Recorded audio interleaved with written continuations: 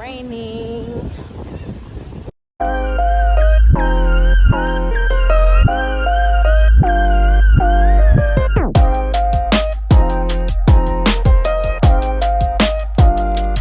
What's up everyone, my name is Sonny And I'm Ingrid. and welcome to our channel Pauni Travels. In this video we are going to be reviewing our perfect day at Coco Cay in the Bahamas.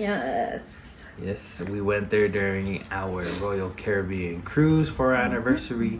So we want to let y'all know the things that you can do there, what was complimentary, what you had to pay for, and we hope that this can help prepare you for your trip to Coco Cay.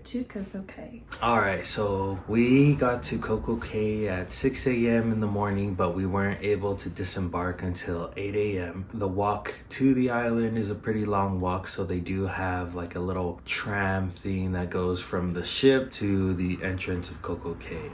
It doesn't only stop there, but the island is pretty big and they have one that goes around the island so that you can kind of go on a little scenic tour if you want. That's complimentary. A lot of people use it to just kind of get to different destinations around the island. So we did ride on that just to get a look at the whole island because we knew we wouldn't have enough time to see every little thing in the limited amount of time that we had there. We'll go ahead and talk about the next part of our Coco Cay experience. When we did enter Coco Cay Island, there was an area called Captain Jill's. I'm not too sure which side it was on, but I do remember it being there because it's a little pirate ship for kids. It's like a splash pad. No. Or like a little... It's like a little water area. But they also have Splashaway Bay. That is a splash pad. That is also complimentary. Both of those are complimentary for those that are traveling with kids to Coco Cay.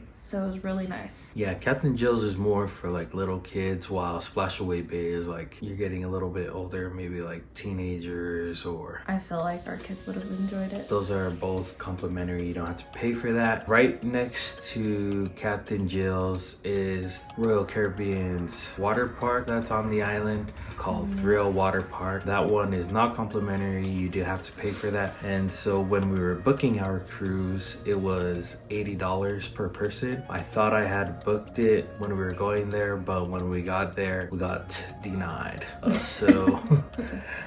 They told us if we wanted to get into the water park, it was going to be $110 per person for that day. So we had already been splurging and we decided, yeah, maybe it's best if we don't do Thrill Water Park, which was a good thing because it did end up raining later on in the day and things started to shut down. But mind you, there's a bunch of free things to do. You know, as much as we wanted to splurge, we knew our limits. So I think the only thing we were looking forward to was their water slide, which is the tallest water slide or something like that in the northern hemisphere, and it does look pretty crazy. Like you can see the whole island, but you can see that water slide everywhere around the island. That tells you pretty much how tall the water slide is. So instead of going to Thrill Water Park like we originally planned, we ended up going to Chill Island. But on our way to Chill Island, they do have a shopping area. It was cute. There was a bunch of different little boutiques. They also had hair braiding station, which was kind of cool. The only thing that sucked about their shopping area was their pricing for things. Coco Cay was the priciest out of all of our ports, and I think it's just because Royal Caribbean owns the island, so they can price it how they want to price it, and you're not able to make deals with the workers like you are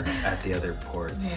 The cool thing about it is though, if you want to buy stuff, they can charge it directly to your room, and you can just use your little seat pass card to pay for things on the island, and it'll just be charged to your room. Like Sonia was saying, to kind of give you like a visual, we got magnets for every stop. When we stopped first in Costa Maya, our magnet that is very similar to the one that we got from Coco Cay was $5, and the one we got from Coco Cay was $20. So That was just the magnet. Pretty expensive. We were heading to Chill Island. So right after the shopping area, they also have the excursions and stuff for sale over there in the shopping area. We walked past that because the whole pretty much left side of the island, if you're facing it, is Chill Island. So we walked past all of that and we decided to just go and kind of relax, and we found ourselves at the Oasis Lagoon where they had a swim-up bar and a big pool. It was mostly adults that were on this side of the island. I think all the kids were pretty much either at Captain Jill, Splashaway Bay, or at the water park. Yeah. So it was nice. It's not limited to just adults on that side of the island, but that is where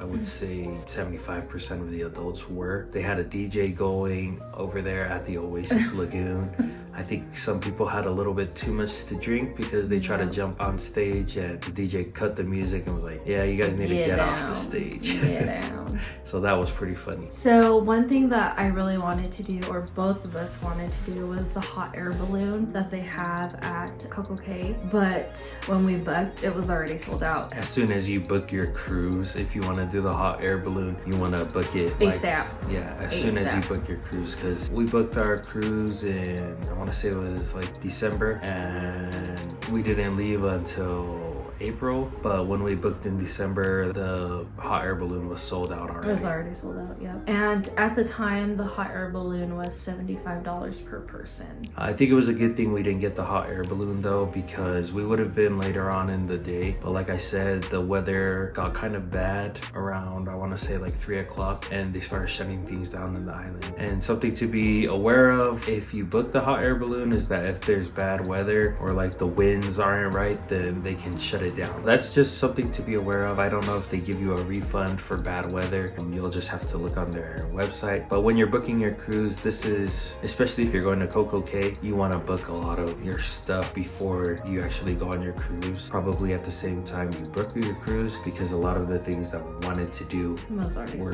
was sold out already. Yeah. And just to give you guys like the name of the hot air balloon, it was Up and Away. The other thing that you could do on the island was they had zip lines, but before we left on our cruise, we watched a few videos of people that were going to Coco Cay, and they said that the prices for the zip lines, they vary, as do everything. So it just depends on the time of year that you're going and how busy it is. But when we were leaving, the price of the zip lines was going to be $90, and there was quite a few people that we watched that said it wasn't worth it to pay the money for the zip lines because they don't have that many. So we didn't do the zip lines. Moving on, they do have excursions like Sonny had said earlier. Some of the excursions that we also wanted to do were the jet skis, and they also have like paddle boards and canoes and stuff like that that you could do. They are at an extra cost. None of those are complimentary, unfortunately, but like Sonny was saying earlier, a lot of it got shut down because of the weather. So just be aware, whatever is your sale date or whatever, just be aware if the weather is not looking too great, then a lot of things will get shut down. So that's kind of hard because we said to book things in advance. When you're book things in advance, but at the same time you don't know how the weather is gonna be. You know, I'm pretty sure like if you're not gonna be able to do something on the Royal Caribbean island, they should be able to give you a refund or credit or something. Yeah, but we don't know, so we're not gonna guarantee that. So it's that's totally up to your discretion if you book stuff. I know that we just booked things and got lucky, so who knows, you'll probably get lucky too. The other thing that they had was the cabanas. You could book the cabanas, but all of those were sold out. The ones that were on the ocean, those ones were all sold out when we booked our cruise. I think they have some around Oasis Lagoon or on the beach and stuff. Those ones weren't sold out when we booked our cruise, but those things are pretty pricey.